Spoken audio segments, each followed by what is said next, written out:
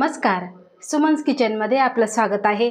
आज आपण गुढीपाडवा स्पेशल अजिबात तेलकट न होणारी आणि टम्म फुगणारी पुरी कशी बनवायची ते पाहणार आहोत। रेसिपीला सुरुवात करण्याआधी तुम्हाला एक निवेदन आहे, अजूनपर्यंत तुम्ही माझ्या चॅनलला सबस्क्राईब केलं नसेल तर सबस्क्राईब जरूर करा आणि हो, रेसिपी आवडली तर एक लाईक नक्की करा। चला तर मग रेसिपीला सुरुवात करूया। आपल्याला आता पुरीसाठी पीठ मळून घ्यायचं आहे। त्यासाठी इथे मी मोठं भांडं घेतलेलं आहे आणि त्यामध्ये घालायचं आहे आपल्याला 1 कप गव्हाचं पीठ। हे मी चाळून घेतलेलं आहे। त्यानंतर पाव कप इथे रवा घालायचा आहे। रव्यामुळे काय होतं, पुरी छान अशी टम्म फुगल्या जाते आणि कमी तेलकट होते। यामध्ये घालायचं आहे पुरी खुसखुशीत होण्यासाठी 1 चमचा बेसन पीठ आणि त्यानंतर आपल्याला चवीपुरतं मीठ घालायचं आहे। आता हे सगळं आपल्याला चमच्याने मिक्स करून घ्यायचं आहे।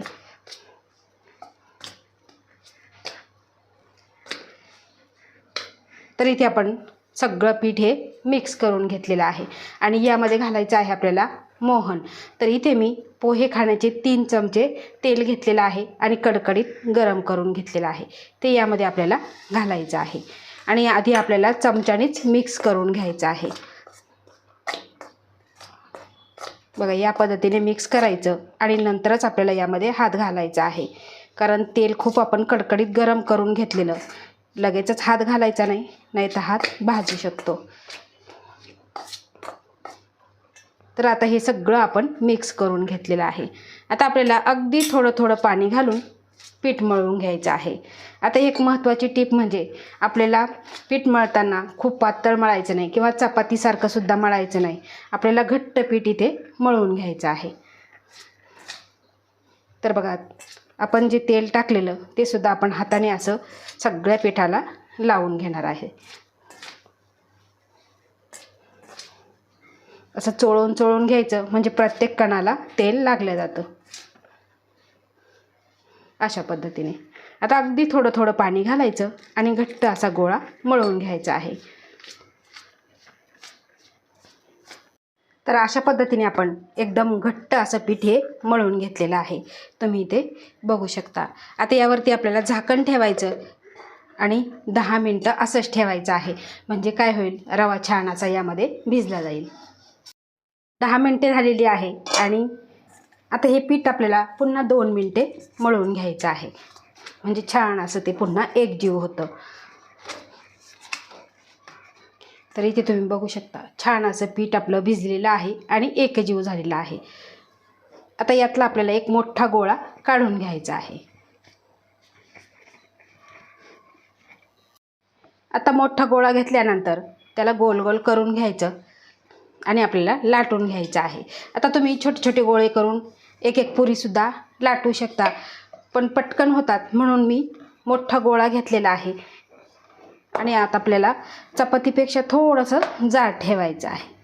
अशी मोठी पोळी लाटली ना की पटकन एकदम 4-5 पुऱ्या आपल्याला मिळून जातात आणि पटकन होतात। बघा, इथे आपल्याला पीठ लावायची सुद्धा गरज नाही, अशा पद्धतीने आपल्याला पीठ हे मळून घ्यायचं आहे। खूप जर पातळ जर पीठ झालं तर तुमच्या पुऱ्या ह्या खूप तेलकट होतील, तेल पितील आणि एकदम चिपचिप्या होतील। त्यासाठी असं घट्ट पीठ मळायचं आहे, ही खूप महत्त्वाची टीप आहे।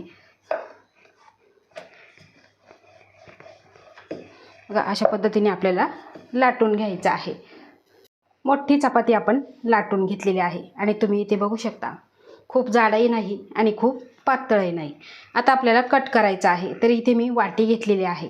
आता तुम्हाला पुरी किती मोठी करायची, छोटी करायची, त्यानुसार तुम्ही वाटी घ्या किंवा डब्याचं झाकणसुद्धा घेऊ शकता। बघा, अशा पद्धतीने आपल्याला कट करून घ्यायचं आहे।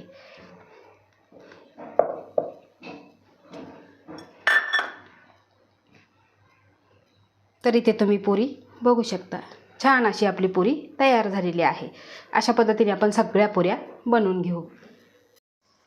तर आपण मोठी चपाती लाटून छोट्या छोट्या पुऱ्या कट करून घेतलेल्या आहे। सगळ्या पुऱ्या इथे मी कट करून घेतलेल्या आहे। आता आपण तळून घेऊ। पुरी तळण्यासाठी तेल गरम करायला ठेवलं आणि तेल चांगलं गरम झालेलं आहे। आता यामध्ये आपल्याला पुरी सोडायची आहे।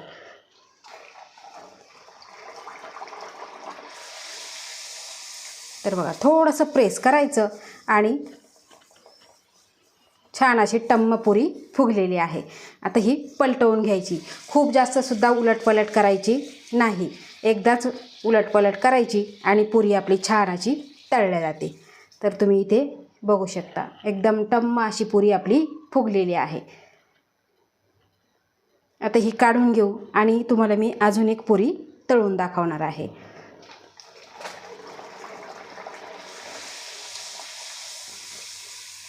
तर बघा छान अशी फुगलेली आहे आणि पलटवून घ्यायची आहे. आता ही आपण काढून घेऊ आणि बाकीच्या राहिलेल्या ह्याच पद्धतीने तळून घेऊ. ते आपल्या सगळ्या पुऱ्या तळून तयार झालेल्या आहे आणि तुम्ही इथे बघू शकता एकदम फुग्यासारख्या टम्म फुगलेल्या आहे. सगळ्या पुऱ्या इथे फुगलेल्या आहे. तुम्ही बघू शकता. करायला लाटायला वेळ लागतो पण तळायला अजिबात वेळ लागत नाही. मीडियम गॅस ठेवायचा आणि एकदाच फक्त पलटी करून घ्यायचं आणि पुरी तळून घ्यायची आहे. आणि तुम्ही इथे बघू शकता पुरी कुठेही तेलकट झालेली नाही. अतिशय सुंदर अशी आपली ही पुरी तयार झालेली आहे. मी जी टिप सांगितलेली आहे पुन्हा एकदा सांगते की ज्यावेळेस तुम्हाला पुरीचं पीठ मळायचं त्यावेळेस पीठ हे घट्टच मळायचं आहे. खूप असं पातळ मळायचं नाही, चपातीसारखं मळायचं नाही. तुम्ही जर चपातीसारखं जर मळलं तर तळताना खूप तेल पितात, एकदम चिपचिपी पुरी अशी तयार होते. तर त्यासाठी ही महत्त्वाची टिप लक्षात ठेवा आणि ह्या गुढीपाडव्याला तुम्ही अशा पद्धतीच्या पुऱ्या जरूर करून बघा. तर आजची ही रेसिपी तुम्हाला कशी वाटली ते मला कमेंट करून नक्की सांगा. आवडल्यास लाईक करा, शेअर करा, सबस्क्राईब करा आणि बाजूचं बेल आयकॉन बटन प्रेस करा. धन्यवाद.